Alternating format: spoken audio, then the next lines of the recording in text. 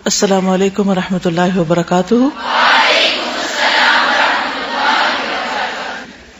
نحمده ونصلی علی رسولہ الکریم، اما بعد فاعوذ باللہ من الشیطان الرجیم، بسم اللہ الرحمن الرحیم، رب اشرح لی صدری ویسر لی امری واحلل عقدۃ من لسانی یفقہوا قولی۔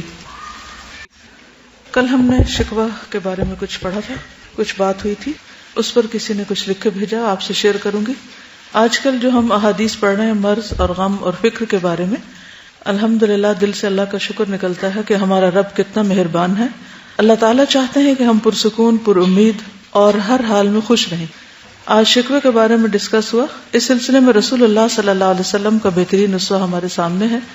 آپ صلی اللہ علیہ وسلم کی زندگی کا سب سے سخت ترین دن طائف کا تھا، جس میں آپ جسمانی اور جذباتی طور پر شدید تکلیف اور کرب سے گزرے۔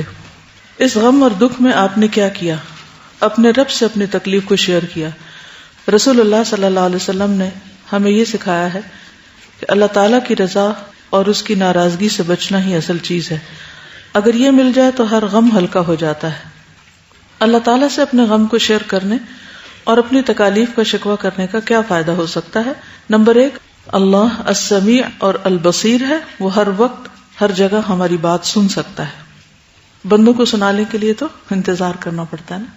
اللہ تعالیٰ العلیم ہے، وہ ان باتوں کو بھی جانتا ہے جو ہم بیان بھی نہیں کر پا رہے ہوتے، اور اس تکلیف اور غم کی شدت کو بھی جانتا ہے جو ہم محسوس کر رہے ہوتے ہیں۔ نمبر 3، اللہ تعالیٰ القدیر ہے، وہ ہر طرح سے ہماری تکلیف اور غم کو دور کرنے کی پوری طاقت رکھتا ہے۔ نمبر 4، اللہ تعالیٰ الودود اور الولی ہے، وہ ہمارے راز دوسروں کو نہیں بتاتا۔ اللہ تعالیٰ شکور ہے، وہ ہماری ہر تکلیف اور غم میں صبر پر بے پناہ اجر بھی دیتا ہے۔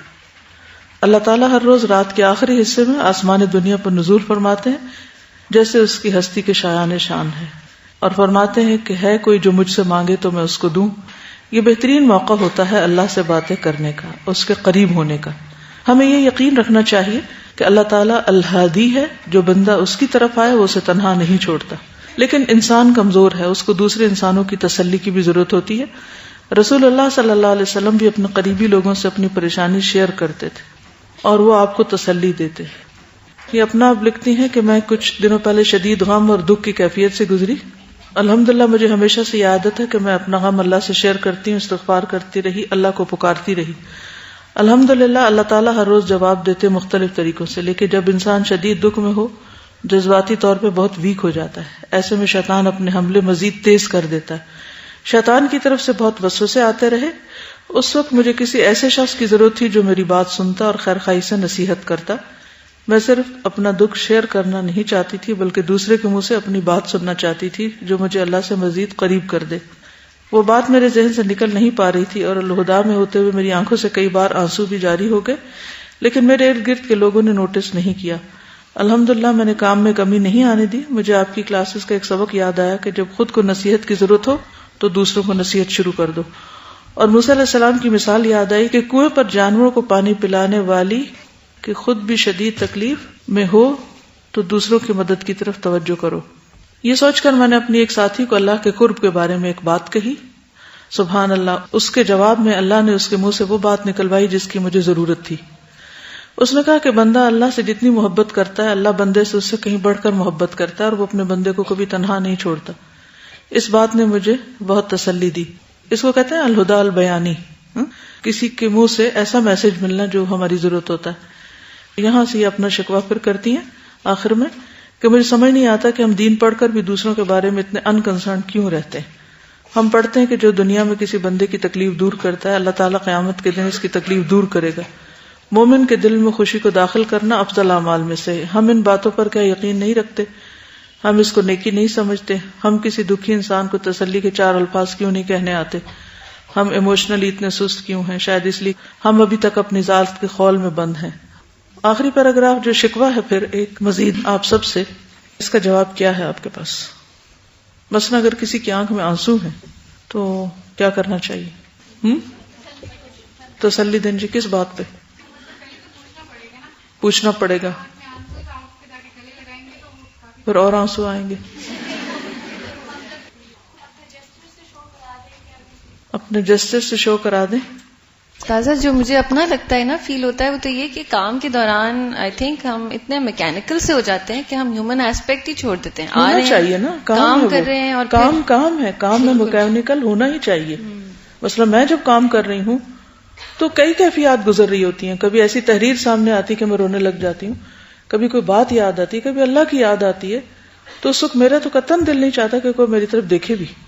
کہاں یہ کہ کوئی مجھ سے پوچھے کہ تمہارے آنسو کیوں آئے, کیونکہ آنسو کا آنا ایک جو بہت ہی ذاتی عمل ہے نا. اور کام کے وقت انشاءاللہ میں جلدی ایک تحریر آپ سے شیئر کرنے والی ہوں کہ کام ہوتا ہے. کام کے وقت جذبات کو ایک طرف رکھنا پڑتا ہے. ہاں, کام کے بعد جب انسان فارغ ہوتا ہے, یعنی کہ آپ راستے میں ہیں, سفر کر رہے ہیں, یا آپ کام کے علاوہ گھر پر ہیں, یا چھٹی کے وقت آپ کے پاس کچھ وقت ہے اور آپ بیٹھ کے کسی سے کچھ ڈسکس کر رہے ہیں, شیئر کر رہے ہیں, وہ ایک الگ وقت ہے. لیکن اگر اس وقت میں مثلاً پڑھا رہی ہوں آپ کو, یہ اس وقت میں کام پہ ہوں نا, یا نہیں کام پہ ہوں, اور اگر اس وقت میں رونا شروع کر دوں یا میری آنکھوں میں آنسو آئے اور آپ سب مجھ سے پوچھنا شروع کر دیں, تو پھر کیا ہوگا؟ کام کس وقت ہوگا؟ جی, اگر تو کوئی جینوئن ایسی چیز ہے کہ دوسرا شخص محسوس کرتا ہے اور آ کے آپ کی دل کی وہ کرتا ہے تھوڑی بہت, وہ تو ٹھیک ہے. لیکن یہ کہ ہمیں لوگوں سے یہ ایکسپیکٹ نہیں کرنا چاہیے, بالکل نہیں کرنا چاہیے. یعنی ہماری ایکسپیکٹیشن یہ نہیں ہونی چاہیے کہ ہماری آنکھ میں آنسو آ رہا ہے یا ہمیں کوئی مسئلہ ہے تو دوسرا لازمی طور پر آ کے ہمیں ڈھارس بندھائے ہماری, بلکہ ہمیں خود ہی اتنا اسٹرانگ ہونا چاہیے. اور جو ابھی جتنا بھی ہم پڑھ رہے ہیں اس میں یہی ہے کہ ہم اپنا شکوہ کہاں کریں. دوسری بات یہ کہ یہ دوسروں کے بہاف پہ ہے کہ وہ کسی کی ڈھارس بندھا رہے ہیں کہ نہیں بندھا رہے, یعنی یہ ان کا عمل ہے. دیکھیے, دو چیزیں ہوتی ہیں نا. ایک تو مثلاً پتا ہے کسی کو کہ اس شخص پر یہ حادثہ گزرا ہے, ٹھیک ہے نا. اگر پتا ہے اور اس حادثے کے بعد آنسو آ رہے ہیں, کوئی فوت ہو گیا مثلاً, یا کوئی اور ایسا مسئلہ ہوا ہے جس کا سب کو علم ہے, اس وقت تو دوسروں کا فرض بنتا ہے کہ وہ پوچھیں. لیکن اگر کسی کو علم ہی نہیں تو اس صورت میں کیسے پوچھا جائے گا؟ لیکن کیا ہمارا اپنا فرض نہیں بنتا کہ اگر ہمیں کوئی تکلیف ہے تو ہم کسی ایسے شخص کے پاس جائیں؟ جسمانی بیماری ہے تو ڈاکٹر کے پاس جائیں, اگر کوئی روحانی تکلیف ہے تو جو اس کا ماہر ہے اس کے پاس جائیں, یا اگر کوئی جذباتی صدمہ ہے تو اپنے جذبات کیا انسان ہر ایک سے شیئر کر سکتا ہے؟ یہ کرنے چاہیے؟ نہیں کرنے چاہیے. اگر کوئی قریبی دوست ہے ہمارا تو اس کے ساتھ ہم کر سکتے ہیں. لیکن میرا تجربہ یہ ہے کہ بہت دفعہ جب آپ اپنے اوپر گزرنے والے حادثے کو کسی انسان سے شیئر کرتے ہیں تو وہ اس کو سمجھ ہی نہیں آتی, کیونکہ وہ اس سے گزر نہیں رہا. نتیجہ کیا ہوتا ہے؟ وہ کوئی ایسی الٹی پلٹی نصیحت کرتا ہے کہ آپ اور بدمزہ ہو جاتے ہیں. اصل میں نے یہ ایشو اس لیے چھیڑا کہ یہ ہر دوسرے بندے کا مسئلہ ہے, یہ صرف ایک کا نہیں ہے. ہر دوسرا شخص اسی شکوے میں مبتلا ہے کہ میں جہاں رہتا ہوں, گھر میں رہتا ہوں, تو گھر والے میری کیئر کیوں نہیں کرتے, آفس میں تو آفس میرے کیئر کیوں نہیں کرتا, کام پہ ہوں تو کام والے میری کیئر کیوں نہیں کرتے. ہم سب کو یہ شکوہ ہے. اور نعمتیں ساری بھول کے کہ اللہ نے کتنا بڑا موقع ہمیں دیا ہے, کہ ایسا ماحول دیا ہے کہ جس میں ہمیں ایک نیکی کے کام کا موقع ملا ہوا ہے. لیکن ٹھیک ہے, انسان کے اوپر دکھ, غم, تکلیف سب چیزیں آتی ہیں, مگر کس حد تک ہم کس سے توقع رکھیں گے کہ وہ ہمیں سمجھتا ہو؟ ہمیں کون سمجھتا ہے؟ اتنے کمپلیکیٹڈ ہیں ہم, بلیو می. جی,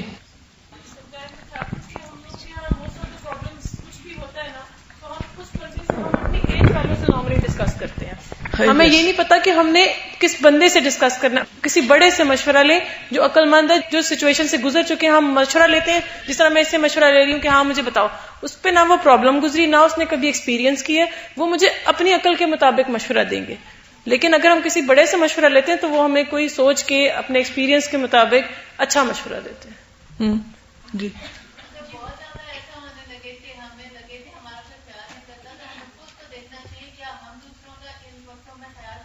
ویری گڈ پوائنٹ.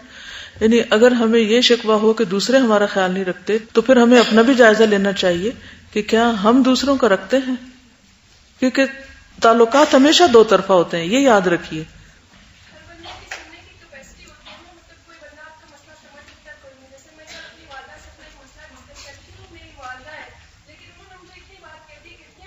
اتنی کیپیسٹی نہیں ہے کہ بھائی تمہاری بات سمجھ سکو تم اللہ سے بیان کرو. تو میرے دل کو اتنا کچھ ہوا کہ اچھا ایک والدہ اگر آپ کی بات نہیں سمجھ سکتی تو پھر اور کون سمجھے گا اس بات کو. بالکل صحیح. بہت دفعہ آپ اپنی ماں سے، اپنے شوہر سے، اپنے بچوں سے بیان کرنے لگتے ہیں تو وہ آگے سے بلینک ہوتے ہیں، انہیں سمجھ ہی نہیں آتی آپ کیا کہہ رہے ہیں. اور یہ آپ زندگی بھر تجربے کریں گے. میرا پرسنل ایکسپیرینس ہے، بہت دفعہ ایسا ہوا کہ جب میں کسی شدید تکلیف میں تھی اور میں نے تھوڑی سی کوشش کی اپنے کسی بچے سے یا کسی بھی دوست سے یا کسی سے بات کرنے کی، تو یا تو وہ اور زیادہ پریشان ہو گئے، یا پھر وہ حیران ہو گئے، یا پھر انہوں نے ہینڈز اپ کر دیے کہ یہ جتنی باتیں میں نے کل آپ کو بتائی تھی نا شکوے سے متعلق، یہ سب میں نے ایکسپیرینس کر کے پڑھ کے اور ایک خاص نتیجے پہ پہنچ کے بتائیں. لیکن اس کے بعد میں سوچ رہی تھی کہ میں نے اتنی بڑی بڑی باتیں تو کہہ دی، لیکن شاید یہ اگلے لیول کی باتیں جو اس ایج میں شاید سمجھ نہ آئے، جو ایج گروپ میرے سامنے بیٹھا ہوا ہے، کیونکہ ان کو انسٹنٹ حل چاہیے، فوری چاہیے. ادھر کوئی تکلیف ہو ادھر بتانا ہے، ادھر بتانا ہے، توجہ چاہیے، اٹینشن چاہیے. تو شاید ابھی سمجھ نہیں، لیکن میں نے کہا ضروری نہیں ہوتا ہر علم یا ہر بات جو آج بتائی جائے وہ آج ہی سمجھ آئے، وہ کل آئے گی. مثلا نبی صلی اللہ علیہ وسلم کے آنسو ایک کتاب ہے، رسول اللہ صلی اللہ علیہ وسلم کے آنسو. مختلف مواقع پر آپ نے آنسو بہائے، والدہ کی قبر پر گئے جب آپ کے بیٹے فوت ہوئے. لیکن وہ کون سا موقع ہے کہ جس میں کسی صدمے یا غم کے موقع پر، مثلا بیٹی فوت ہوئی، آپ جنگ بدر میں ہیں، اس کی فتح کی خبر پا چکے ہیں، بیٹی کا بیٹا فوت ہو رہا ہے، وہ بلا رہی ہے، آپ اپنے کام میں ہیں، آپ میسج بھیج دیتے ہیں اسے کو صبر کرے. وہ کون سے مواقع ہیں کہ جہاں صحابہ کرام کام کاج چھوڑ کے بیٹھ گئے ہیں رونے دھونے؟ مجھے تو یاد نہیں پڑتا، ہوگا ضرور، میرا علم کامل نہیں ہے، لیکن یہ تو آپ پکا لکھ لیں کہ اگر آپ نے اپنے بہت مسئلے کسی سے بھی شیئر کیے یا لوگوں سے توجہ چاہی یا لوگوں سے توقع رکھی کہ وہ آپ کے لیے کچھ کریں گے، تو مایوس ہو جائیں ابھی سے. وہ نہیں کر سکتے کچھ، وہ کچھ نہیں کر سکتے آپ کے لیے. فقیر ہیں، انتم الفقراء واللہ هو الغنی. اور یہ بھی آپ دیکھیں گے کہ جن کے ساتھ آپ بہت مسئلے شیئر کرتے ہیں نا، کچھ دنوں کے بعد جب ان کا مزاج بدلے گا، بات دوبارہ آپ پر ہی پڑے گی کہ قصور آپ کا ہی ہے یا آپ کا ہی تھا. ہاں، ہم ڈرنا شروع کر دیں گے کسی کو نہ بتا دیں. جی آپ سازا ایک بک ہے نا سیکرٹ، اور انہی آتھر کی بک ہے پاور. تو وہ سارا کسی کے اوپر ہے کہ مائنڈ، جو ہم سوچ رہے ہوتے ہیں وہی چیز حقیقت بن جاتی ہے. جو ہم بہت زیادہ سوچتے ہیں اور پھر اس سے زیادہ بڑھ کے جس چیز کا پرچار کرتے ہیں، جس کا تذکرہ، یعنی وہ سوچ سے ہمارے تبصرے میں آ جاتی ہے. تو اب اس سے یہ چیز ریلیٹ کر کے اتنی ہو رہی ہے کہ بیماری میں بھی اس کا تذکرہ یا دکھ درد میں بھی اس کا آپ صرف ایک شیئر کرنے سے دیکھیے، وتواصوا بالحق وتواصوا بالصبر کی بھی بات ہوتی ہے. وہ پھر کیسے ہوگی اگر پتہ ہی نہیں کہ دوسرا رنج میں ہے یا غم میں ہے یا کچھ؟ وہ ان ظاہری صدموں پر ہے، ٹھیک ہے نا. ایک وہ ظاہری صدمے ہیں نا کہ آپ بیمار ہو گئے، آپ کے اوپر کوئی مالی آفت آ گئی. وَلَنَبْلُوَنَّكُمْ بِشَيْءٍ مِّنَ الْخَوْفِ وَالْجُوعِ وَنَقْصٍ مِّنَ الْأَمْوَالِ وَالْأَنفُسِ وَالثَّمَرَاتِ. یہ وہ چیزیں ہیں جو سب کو نظر آتی ہیں نا کہ دوسرے کا نقصان ہو گیا، اس میں تو وتواصوا بالصبر ہو جائے گی. کچھ چیزیں ایسی ہوتی ہیں کہ جو شیطان کی طرف سے بہت بڑی بنا دی جاتی ہیں نا، بات بہت چھوٹی ہوتی ہے اور اس کو ہم اتنا فیل کر جاتے ہیں کہ جیسے قیامت گزر گئی ہو، اور تھوڑی دیر کے بعد خود بھی ٹھیک ہو جاتے. 2 دن پہلے کسی نے مجھے میسج کیا کہ میں بہت پریشان ہوں، میں اتنی پریشان ہوں کہ مجھے لگتا ہے مجھے کسی وقت ہارٹ اٹیک ہو جائے گا. اب آپ کسی کی طرف سے یہ بات سنیں تو آپ کیا کریں گے؟ ہاں، مثلا کوئی آپ کو لکھ رہا ہے کہ میں اتنی پریشان ہوں کہ لگتا ہے مجھے ہارٹ اٹیک ہو جائے گا، آپ کیا کریں گے؟ کہ اب میں فوراً کیا کروں؟ اس سے رابطہ کریں، ٹھیک ہے، تھوڑی بہت تو آپ اسے تسلی دے دیں، اس کے بعد کیا کریں؟ اسے دعا کر لیں، ٹھیک ہے. لیکن آپ خود کیا کریں؟ خود بھی ہارٹ اٹیک کروا لیں، یعنی خود بھی پریشان ہونا شروع ہو جائیں. سب سے پہلے تو اپنے آپ کو سنبھالیں کہ کسی کی بات سے انفلوئنس نہ ہو. ڈاکٹر وہ نہیں ہوتا کہ جو مریض کو خون دے کے اس کے ہاتھ کانپنے لگے، ٹھیک ہے نا، وہ فیل ہے ڈاکٹر. اس کو خود ہوش و حواس میں رہنا چاہیے اور خود اللہ سے فوراً رابطہ کرنا چاہیے، اللہ سے مدد مانگنی چاہیے اور دوسرے کو تسلی دینی چاہیے. آپ کو پھر وہ کتاب یاد دلاؤں گی کہ پھر پڑھ لیں مشکلات کا مقابلہ کیسے کریں. ٹھیک ہے؟ اور مشکلات آتی کیوں ہیں؟ اچھا، ایک مشکل آئی ہے ہمارے علاج کے لیے. Trials are medicines for over diseases. Heart کی جو اندر کی خرابیاں ہیں نا ہماری، یہ شخصیت میں خرابیاں ہیں، یا ہمیں کوئی ایگو پرابلم ہے، یا ہمیں کوئی اور اس طرح کے نفسیاتی مسائل ہیں، تو اللہ تعالیٰ مختلف طریقوں سے ہماری اصلاح کرتے ہیں. اب اللہ نے ہمیں ایک ٹرائل بھیجی کہ جا کے اس کا علاج ہو. اب ہم اس ٹرائل کو لینے کو تیار ہی نہیں. ہم کیا کرتے ہیں؟ فوراً نیگیٹو ریئیکشن یا چیخنا پکارنا یا غیر ضروری طور پر ایسا ریئیکشن کر کے اس غم کو بلانا جس میں کپڑے پھاڑنا، اس میں بال نوچنا، اس میں چیخنا، اس میں چلانا، اس میں گالی گلوچ کرنا. ایک ریئیکشن یہ ہوتا ہے نا عام طور پہ. اب کیا ہوگا؟ کیا ایسا شخص اس ٹرائل سے کچھ سیکھے گا؟ بتائیے، سیکھ سکتا؟ اس کا علاج ہو سکتا؟ نہیں ہو سکتا. وہ ٹیسٹ میں فیل ہو جائے گا. اچھا، ایک چیز یہ ہے کہ کوئی غم آئے تو بس گم سم ہو جانا، کچھ بھی نہ بولنا، نہ کرنا، نہ سننا، یا کچھ کوئی کیفیت، کوئی احساس رہنا ہی نہ. ایک یہ ہے کہ آنسو آ جائیں اور انسان کے منہ سے کوئی ناحق بات نہ نکلے اور انسان اللہ کے آگے روئے. نبی صلی اللہ علیہ وسلم پر غم آتا تھا تو آپ فوراً کیا کرتے تھے؟ فوراً نماز کی طرف دوڑے. اسی سنت میں رنج و غم کی جتنی دعائیں وہ پڑھنا شروع کر دے. ٹھیک ہے؟ جو ہمیں طریقے بتائے گئے ان سے کام لے اور صبر کرے، کیونکہ صبر میں علاج ہے. لیکن جب آپ ویلا شروع کر دیتے ہیں تو یہ صبر کے خلاف ہے، آپ کا علاج نہیں ہوتا، آپ کی بیماری اور بڑھ جاتی. ٹھیک ہے نا؟ اور پھر آپ دیکھیے اس سے آگے بڑھ کر جب ہم دوسروں کے لیے دل میں برا گمان رکھتے ہیں کہ میرے ان ساتھیوں کو میری کوئی کیئر نہیں، یہ سارے دین والے خراب ہیں، یہ سارے دین پڑھ کے تو الٹا دین کو بدنام کر رہے ہیں، ان کے اندر کوئی انسانیت نہیں، ان کے اندر ایسا نہیں ویسا نہیں. کس نے ہمیں یہ اتھارٹی دی ہے کہ ہم اس طرح ججمنٹل ہو جائیں صرف اس وجہ سے کہ ہماری ایک بات کی طرف کسی نے نوٹس نہیں کیا؟ کیا ہمیں حق پہنچتا؟ مثلا اگر مجھے کوئی مشکل آئی اور کسی نے آپ میں سے میری مدد نہیں کی، فار ایگزامپل، کیا مجھے حق پہنچتا میں آپ سب کے بارے میں برا گمان شروع کر دوں کہ میں نے ان کو اتنا پڑھایا اور ان میں سے ایک نہیں آیا میری مدد کو، اور ان بیچاروں کو خبر بھی نہیں کہ مجھے کیا مشکل آئی؟ کیا یہ بدگمانی جائز ہے؟ جن لوگوں کے بیچ میں ہم رہتے ہیں ان کے بارے میں برا سوچنا، ہم بینیفٹ آف ڈاؤٹ دے سکتے ہیں کہ ان کو پتا نہیں، انہوں نے سنا ہی نہیں، یہ جانتے ہی نہیں. نبی صلی اللہ علیہ وسلم نے مختلف مواقع پر جب یہ کہا گیا کہ ان کو برباد کر دیں جنہوں نے آپ کو تکلیفیں دی ہیں، تو آپ نے کیا کہا؟ وہ جانتے ہی نہیں، ان کو پتا نہیں. ٹھیک ہے نا؟ کیونکہ جب انسان یہ سوچنے لگتا ہے تو صبر بھی ختم ہو جاتا ہے، شکر بھی ختم ہو جاتا ہے، اور وہ جو امتحان ہے جس کے لیے وہ کڑوی دوا آئی ہے، کیونکہ دل کی خرابیوں کا علاج کڑوی دواؤں میں ہے، وہ کڑوی دوا گر جائے گی باہر، اس کی کڑواہٹ ہم محسوس نہیں کریں گے، صبر نہیں کریں گے، نتیجتاً ترقی نہیں ہوگی روحانی. علم جتنا مرضی بڑھ جائے، اخلاق اور اللہ سے تعلق اور اللہ کی معرفت حاصل نہیں ہوگی. پھر اگر ہم نے چینلائز نہیں کیا اس کو، چھوٹی تکلیف ہو یا بڑی، اس کو چینلائز کرنا سیکھیں، کیونکہ زندگی ٹرائل سے بھری ہوئی ہے، مسائل سے بھری ہوئی ہے، مشکلات سے بھری ہوئی ہے. جنت کا راستہ ناپسندیدہ چیزوں سے بھرا ہوا ہے. ہر لمحے آپ کو کوئی نہ کوئی ایسی چیز دیکھنی، سننی، محسوس کرنی پڑے گی، اور کچھ نہیں تو جو دشمن شیطان ہے ہر وقت وسوسے ڈالے جا رہا ہے. تو ان سب چیزوں کا مقابلہ کرنا آنا چاہیے، نہ کہ شکوہ. جی، قرآن میں تو یہ آتا ہے کہ جب بھی تمہیں کوئی مصیبت آتی ہے تمہارے اپنے ہاتھوں کی کمائی کی وجہ سے آتی ہے. تو جب کوئی مصیبت آتی ہے ہم بجائے اپنے اوپر غور کرنے کے کہ ہمارے ہاتھوں نے کیا کمایا، کہاں ہم سے غلطی ہوئی، اور پھر اللہ سے معافی مانگنے کے بجائے ہم باہر کے اسباب دیکھنا شروع ہوتے. اس نے میرے ساتھ یہ کیا، اس نے میرے ساتھ یہ کیا، ایسے ہوا ویسے ہوا.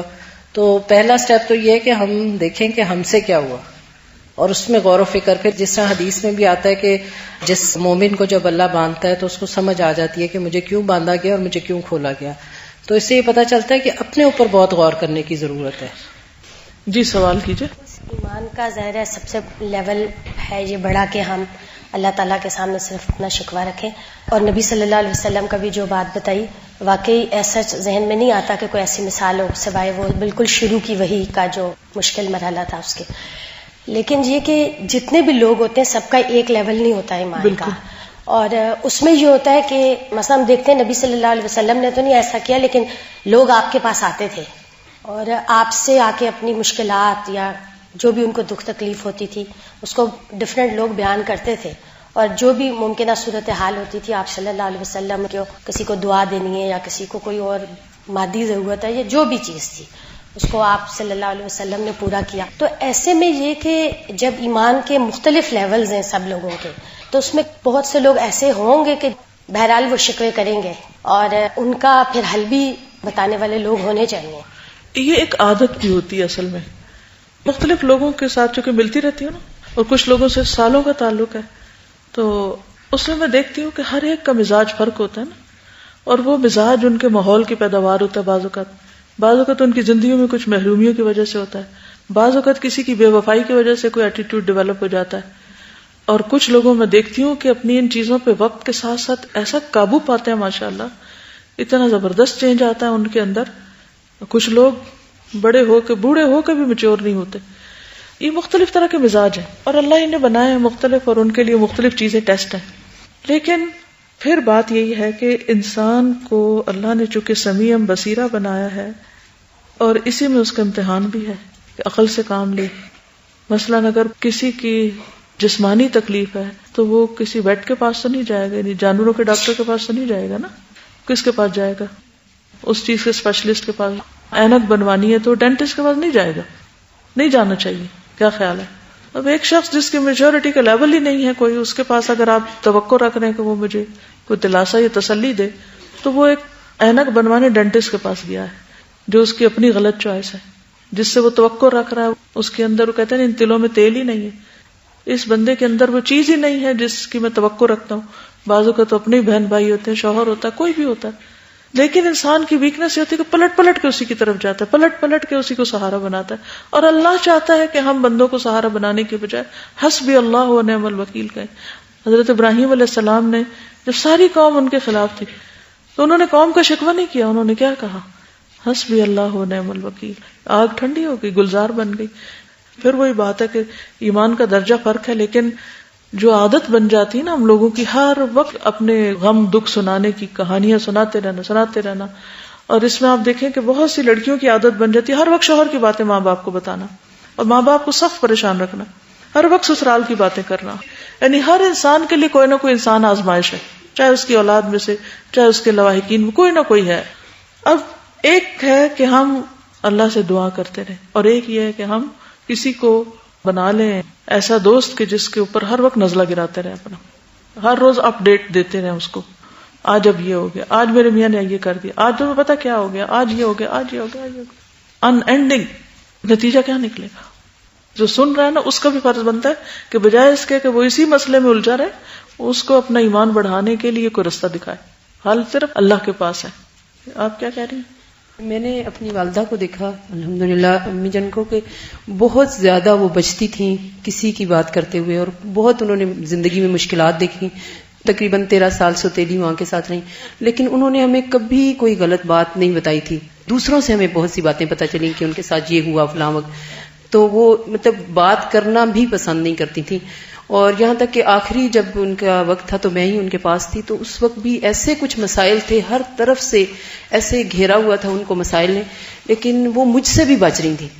بار بار ایسے میرے سامنے شو کریں کہ جیسے وہ سو گئی ہیں، اور میں جب اٹھوں پھر دیکھوں کہ نہیں، سونے کی جیسے آواز ہوتی ہے ویسی نہیں ہے، تو وہ بس چھت کو دیکھ رہی تھی. اور اس طرح جیسے انہوں نے اپنی زبان کو اور منہ کو ایسے بند کیا ہوا ہے کہ میں نے کچھ نہیں بولنا اور کوئی شکوہ نہیں کرنا، کوئی شکایت، ایک جملہ بھی نہیں بولنا.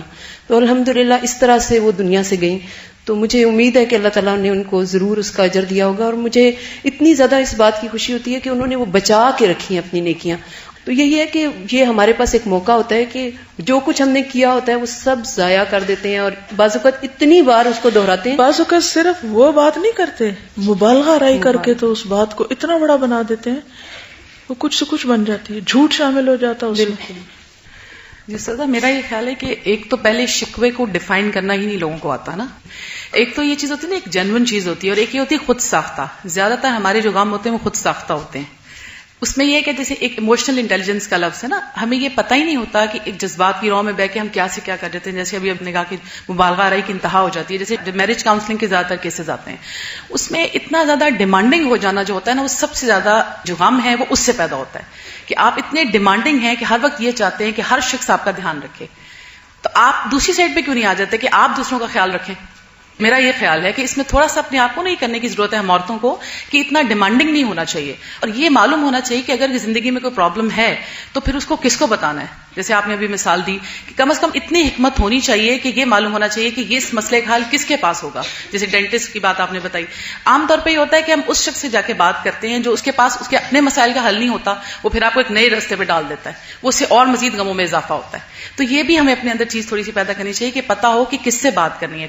حضرت ابوبکر صدیق کا ایک قول یاد آ رہا ہے کہ اپنی زبان کو گلے شکوے سے بچاؤ، دل کو اطمینان حاصل ہوگا. تو میں یہ کہوں گی کہ ڈیمانڈنگ بہت زیادہ نہیں ہونا چاہیے.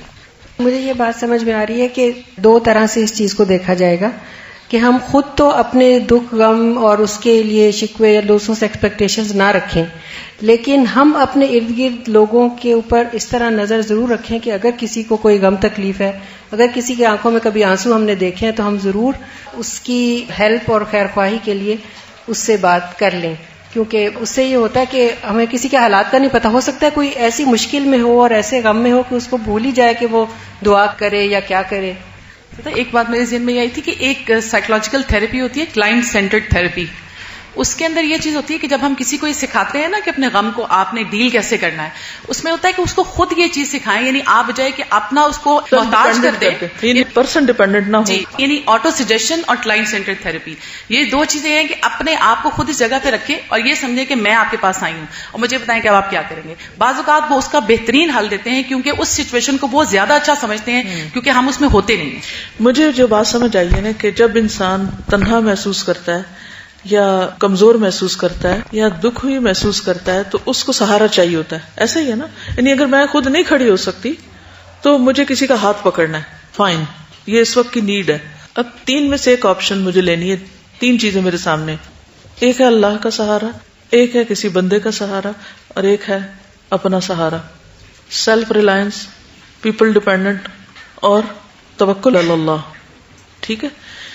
فزیکل نیڈز میں بھوکے ہیں آپ، اور ابھی آج انشاءاللہ وہ جو مریض کے احکام پڑھیں گے کہ جب وہ ڈیپینڈنٹ ہو جاتا ہے، پیرالائز ہو گیا، محتاج ہو گیا، اپاہج ہو گیا، کچھ ہو گیا، فزیکلی ڈیپینڈنس، تو اس کو آبویسلی کوئی اس کو تیمم کرائے گا. جیسے نبی صلی اللہ علیہ وسلم بیمار تھے آخر میں تو عائشہ نے ان کے ہاتھوں سے وہ جو رات کے وقت عمل کرتے تھے پڑھ کے ان کیا.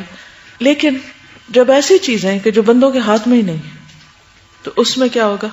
اللہ تعالیٰ پر بھروسہ. تو تدبیر اور توکل میں یہی ہوتا ہے نا کہ تدبیر اور تقدیر جو ہے اس کو سمجھتے ہوئے اللہ سبحانہ و تعالیٰ کا سہارا.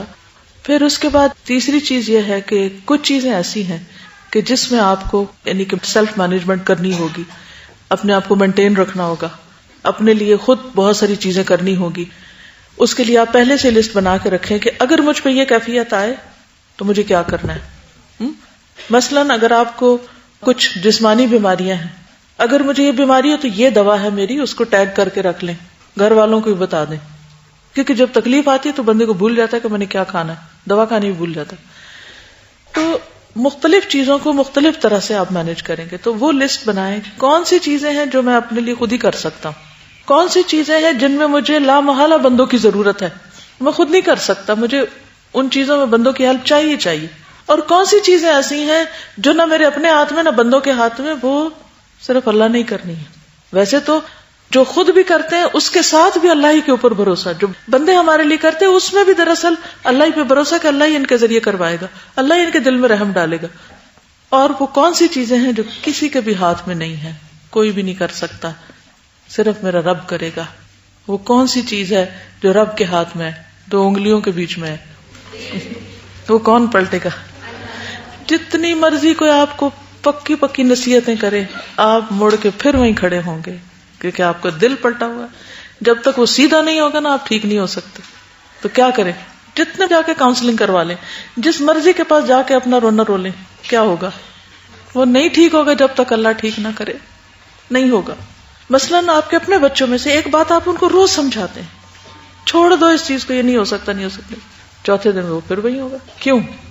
آپ نے کوئی کمی کی سمجھانے میں، توجہ دینے میں، نصیحت بھی کی، ڈانٹا بھی، پیار سے بھی سمجھا، سب کچھ کیا، وہ وہیں کا وہیں ہے. کیوں ہے؟ کیوں ہے؟ وہ دل نہیں ٹھیک ہوا. تو یہ جو نفسیاتی اور روحانی قسم کے ہرٹس ہیں نا، یہ اس کا علاج بندوں کے پاس بہت کم ہے. ٹھیک ہے. جسمانی طور پہ جو آپ کی ویکنیسز ہیں، بھوک ہے، کھانا ہے، کپڑا ہے، کچھ اور چیزیں، وہ آپ کے گھر والے، ماں باپ، میاں، ادھر ادھر کے آس پاس کے لوگ آپ پہ رحم کر کے آپ کو کچھ نہ کچھ مدد دے دیں گے.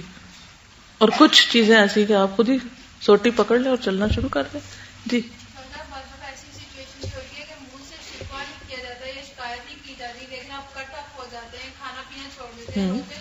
ٹھیک ہے. اس صورت میں آپ اس کو کھانا پیش کریں، اس کو پیار سے بات کریں، اس کو لکھ کے میسج دیں، اس کو کوئی پھول پیش کریں، اس کی دلداری کریں. ٹھیک ہے نا. یعنی آپ دیکھ رہے ہیں کہ ایک بندہ کھانا نہیں کھا رہا، ایک بندہ اٹھ ہی نہیں رہا، وہ بستر پہ پڑا ہوا، تو آپ کہیں وہ خود ہی سنبھالے اپنے آپ کو؟ نہیں، آپ جا کے اس کو تسلی دیں. لیکن وہ بندہ جو ہے وہ جب تک خود فیصلہ نہیں کرے گا نا کہ اس نے اس مصیبت سے باہر نکلنا ہے، اس کو پوچھ سکتے ہیں نا. پھر آپ کو یہ نظر آ رہا ہے نا کہ وہ لیٹا ہوا ہے، آپ کو نظر آ رہا ہے کہ وہ رو رہا ہے، یعنی اس کے آنسو آپ کو بلا رہے ہیں کہ مجھے ضرورت ہے آپ کی. ٹھیک ہے. اس وقت آپ ضرور پوچھیں اس سے. لیکن اگر نظر ہی نہیں آئے اور آئے اور آپ خود ہی پی گئے اور کسی کو پتا نہیں چلا، تو اس صورت میں وہ نہیں آ سکتا آپ کے پاس. ٹھیک. آج کل یوتھ میں جو سب سے بڑا پرابلم ہے وہ فیس بکنگ کا ہے. کوئی مسئلہ ہو جائے فٹافٹ فیس بک. میں اپنی بہن کے ساتھ کل یہ ڈسکس کری تھی کہ لوگوں کو اتنے بڑے بڑے مسئلے ہوتے ہیں لیکن اس وقت بھی ان کو فیس بک پہ اسٹیٹس اپڈیٹ کرنا یاد ہوتا ہے. مجھے یہ سمجھ نہیں آتی. ایون یہ کہ کل میں اپنی بہن کے ساتھ ڈسکس کری تھی کہ اس کی کوئی فرینڈ تھی اور ڈلیوری میں 2 دن رہ گئے تھے اور اس نے ہاسپٹل میں اسٹیٹس اپڈیٹ کر دیا. تو میں اپنی امی کو کہہ رہی تھی کہ اس قدر اس کو تکلیف ہے. ہم روز سنتے ہیں اتنی تکلیف ہوتی ہے لیکن میں سوچ رہی تھی اتنی تکلیف میں اس کو اسٹیٹس یاد رہا. یہ حال ہے. اور فیس بک لگا کے دیکھ لیں، دنیا کا کوئی مسئلہ ہو جائے، ہم یہ کہتے ہیں نا کہ موڈ آف ہوتا ہے، بات کرنے کو دل نہیں کرتا، کسی کی شکل دیکھنے کو دل نہیں کرتا، کونے میں جا کے بیٹھ جائیں. تو فیس بک جہاں آپ ساری دنیا کو بتا رہے ہیں کہ مجھے کیا پرابلم ہے، اور ہر کوئی بس اسٹیٹس. اور یہ ہمارا پرابلم ہے. یہاں پہ 90% لوگ فیس بک یوز کرتے ہوں گے اور ہم میں سے 80% کا تو یہ مشکلہ ہو گئی کہ ہم بارش ہو رہی ہے تو فٹافٹ جا کے سب سے پہلے بارش کو دیکھیں بھی نہ لیکن فیس بک پہ جا کے ضرور بتائیں گے بارش ہو رہی ہے. بھائی باقیوں کو نہیں پتا. اتنی بات بھی جا کے فیس بک پہ بتا دیتے ہیں. دوسرا، میں ایک جگہ یہ پڑھ رہی تھی، جیسے مطلب دونوں ایکسٹریمز ہیں نا. ایک تو ہمیں عادت ہے کہ ہم بالکل ہی شروع ہو جاتے ہیں اور دوسری عادت ہے کہ ہمیں دوسروں کا خیال رکھنا چاہیے. بہرحال تو میں ایک واقعہ پڑھی تھی کہ ایک لڑکی تھی، بس میں جا رہی تھی، بیچاری بہت پریشان تھی اور دکھی سی اور رو رہی تھی. تو اس کے ساتھ ایک اجنبی خاتون آ کے بیٹھی اور بالکل نہیں جانتی تھی وہ کون ہے، کچھ بھی ہے. تو وہ رو رہی تھی بہت زیادہ. تو اس نے اس کا ہاتھ پکڑا اور اس کا ہاتھ پکڑ کے صرف اتنا کہا کہ فکر نہ کرو، اللہ تعالیٰ سب کچھ ٹھیک کر دیں گے. اور جتنی دیر وہ بس میں اس کے ساتھ بیٹھی رہی نا تو مضبوطی سے اس کا ہاتھ پکڑ کے بیٹھی رہی. تو اس لڑکی نے اپنی فیلنگز لکھی ہوئی تھی کہ مجھے اتنا حوصلہ ہوا اس بات سے، اتنا حوصلہ ہوا کیونکہ ایٹ ٹائمز جب ہم بیمار ہو جاتے ہیں، پریشانی میں ہوتے ہیں، تو ہم صرف اسی چیز میں انڈلج کر جاتے ہیں نا، ہمیں اللہ یا دعائیں یاد نہیں رہتی، تو ہمارے دل کو ہمت ملتی ہے. تو دونوں چیزیں، دونوں کا خیال رکھنا چاہیے. دیکھیں جب ہم کسی کا رکھیں گے نا تو کوئی ہمارا بھی رکھے گا. یہ 2 طرفہ ہوتا ہے. ریلیشن شپ ہمیشہ 2 طرفہ ہوتا ہے. اگر آپ ہر وقت اپنے خول میں بند رہیں اور صرف تکلیف کے وقت آپ سمجھیں کہ کوئی اپنے خول سے دوسرا نکل آئے باہر، تو یہ مشکل ہوگا. جی فیس بک کا علاج بتائیے. کریں نہ، کبھی ان کو کمنٹ نہ دے کے، کبھی ان کو رپلائی نہ کریں، بالکل اگنور کریں تو وہ دینا بند کر دیں گے انشاءاللہ.